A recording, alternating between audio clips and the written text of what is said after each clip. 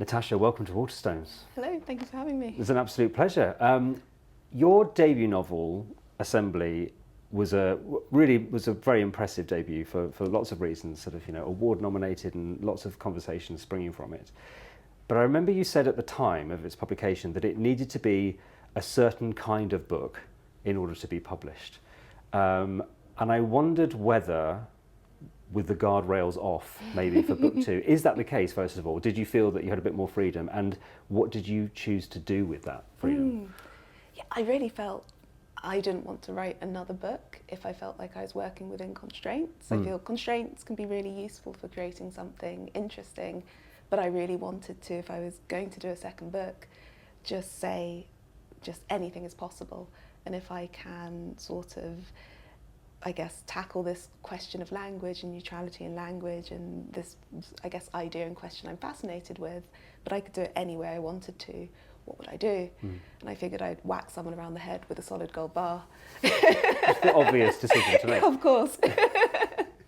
The Assembly had a sort of narration that was obviously very much the inner thoughts of its central character, and Universality has a completely different form to it. We have multiple narrators, but we also begin the book with an article, a sort of news article. Tell me a little bit about your decisions about the form of this book, and then we can go into a bit more detail about some of that. Yeah, absolutely. I really wanted to play around with sort of perception and reality, and how when you prime someone to view a situation a particular way, so you read an article that details everything about these characters, how that makes you feel about them when you see them try to express their perspective in their own view. So I knew I wanted to play around with this idea of the article and the truth, I suppose, or the factual sort of narrative non-fiction style and the sort of purely fictional novel style of things. And I wasn't sure how much of the article it made sense to include, but eventually I realised I just had to be brave and put the whole thing in there and try and make it work. And I think the fact that the lines kind of between fiction and non-fiction and entertainment and news are blurring made it actually really interesting. I think it was back in the 60s, like Tom Wolfe had his whole new journalism movement and took novelistic techniques and applied them to non-fiction writing, which actually meant that when I tried to write this sort of pulpy article, it didn't seem out of place within a novel, hopefully.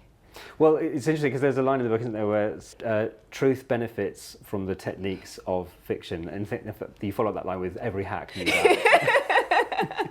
But it's true, isn't it, as you say, from that Tom Wolfe period, which really changed what journalism looked like. But it is those techniques of fiction which help to make something live on the page. But then you take that, I suppose, a stage further, which is like, how much of this do you believe is true, and what happens if you add another layer to it? And then I suppose with each successive narrator that we meet, I found I was getting more and more layers, and maybe closer to the truth, or maybe further away. Well, I suppose, what was your intention, I suppose, with those different layers that you're adding? Well, yeah, I really, wanted to draw attention to what Janet Malcolm calls the journalistic eye. So that first person that we read in journalism, it has huge power. Like, it's almost this like omniscient, impartial, like weighty voice that tells a story. And I really wanted to see what happens when you put it on a level with other characters and other perspectives. How does it make us interrogate, I suppose, how that voice works? But also, how does it make us approach the characters? With my first novel, I really wanted people to approach the character and I suppose the construct with some skepticism, and really question, like, not just is the character telling the truth, but how a book comes to be, and like all of the different things a book has to go through to become this product that we also like to think of as art. And having this setup of this sort of factual presentation, and then these very partial views and very different voices fighting, I suppose, for dominance and relevance, really allowed me to play around with, I suppose, destabilising this question of who is that factual voice, how do we come to this shared idea of truth? And I found as well that each narrator sort of feels like they're the victim. Yeah, everyone feels aggrieved in this novel. But that's quite interesting, isn't it? To sort of, as you're reading something, to feel when you meet the next person and you go, oh, actually, no, maybe they're the one who's been really hurt by the situation. Did you ever worry, I suppose, that readers with that might root for the wrong person, if you see what I mean, or that their alliance would shift. But I don't think there is a wrong person. No. You know, because one of my friends read it and she said there's a character in there called Richard Spencer, and she's like, we're all Richard Spencer. The brilliant actor who read Richard Spencer was like, he's kind of the bad guy, isn't he? Yeah. And I think it's just really fun that different people will react to different elements of it, and I really didn't want anyone in the novel to, no one I think sees themselves as doing the wrong thing. Everybody believes that what they're doing is right. And I think with both of the books I've written so far, I really approach it from trying to get inside every character's head and say, like, how does it feel to this character? And for me, I can't write a scene unless I can understand how everybody in that scene feels like they're doing the right thing for their definition of right. So I kind of love that different people like different characters and enjoy different characters and sort of agree with some, don't agree with other characters. I think it's also really fun for some of the characters in there, like this Richard Spencer. He starts to feel really guilty for taking advantage of someone else, and we know all along that he's the one who's been taken advantage of. And it's just really fun to be able to play around with these misunderstandings and different perspectives. As you said at the beginning, this is a book really about words and the power of words, but not, I suppose, in an altruistic way. It's how people use words to manipulate and to change perceptions. Lenny, who is a fantastic creation in this book, I suppose is the one who sees the potential of what words can achieve, and particularly understands the modern world in which we're looking at clicks. What can I say that's going to get me the clicks or put the clicks in my direction? Tell me a little bit about that, really, I suppose, understanding how words work, because I know that you have an interest in linguistics and how words work. Yeah, you know, I really wanted to explore a character who just really gets how to use language, how to communicate, how to build relationships, how to, I suppose, say more than the actual words she's saying. She talks in a way that people react to her rather than the specifics of what she's saying. And I felt, can I make that kind of a character on the page? Can I make someone who, whether we agree with her or don't, whether we agree with the things she's done or don't, someone who we want to watch and we want to be around and who seems fun. And it was a huge challenge, and a huge challenge to kind of create that space and kind of let readers into her head, but also let them feel the effect of, I suppose, what's her charisma coming across. And it was really good fun, I think, because it, you know, she is terrifying to me at least, but also really quite compelling, I think. Yeah, absolutely. As you say, terrifying, but you can see, you have to admire, I suppose, her mastery of her form. You know, she understands what she can do with words. And she's a total pragmatist, and I think that's kind of one of the key things that, you know, really works. And I guess we learn about communication all the way back to school, but like, don't use flowery language, like be frank. And, you know, she swears, you know, she uses colloquialism. She's not afraid to just talk in a way that gets her point across. And sometimes that's really effective and kind of cuts through, I suppose, a lot of what we consider false communication, a lot of what I'm quite guilty of in the way I speak. There's a really interesting idea that you plant in there as well, which is this idea that for those who understand, there's a way of flipping how our social system is structured. The phrase it uses, this idea of realizing how valuable and marketable your thoughts are, basically, so that if you're willing to share that, you can achieve anything, which is a very much, I think, the modern world that we live in. We see all sorts of people who get access and notoriety because they understand how that works. But tell me a little bit more about that. Is that a good thing or a bad thing?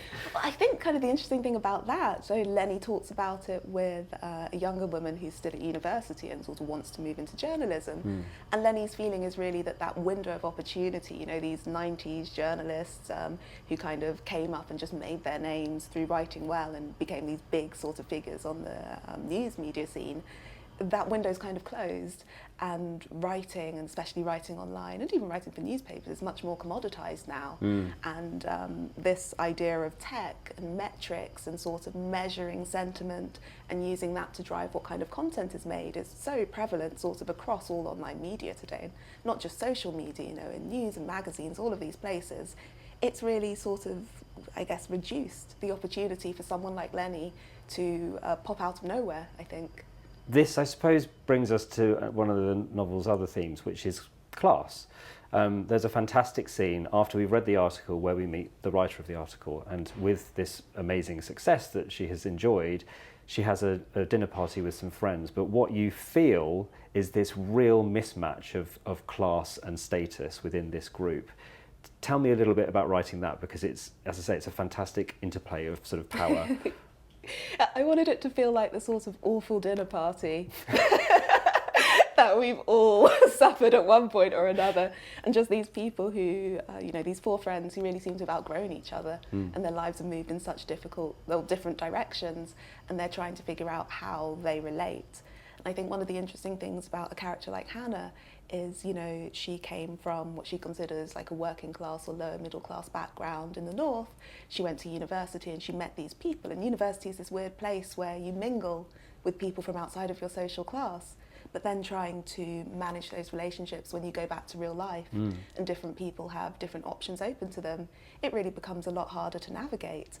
And I think Hannah really feels quite stuck, and like she can't quite, even when she's received sort of professional and monetary success with this article, she still can't quite move into what she sees as the aspirational social class she wants to be a part of. Whereas Martin, who is another person at that dinner party, he's much more flexible in his class identity, and we don't know a whole heap about his background, but he really seems to be able to adjust how he talks to people and how he comes across. And I think he's one of those characters who really demonstrates how immaterial class is in a lot of ways. Like often it's not about what your economic situation is, it's about how you present, which I think is something Lenny completely understands. She lives in a very expensive home, she's put her son up in a flat in Kensington, but she completely manages to embrace this working class identity because she understands the performance of it.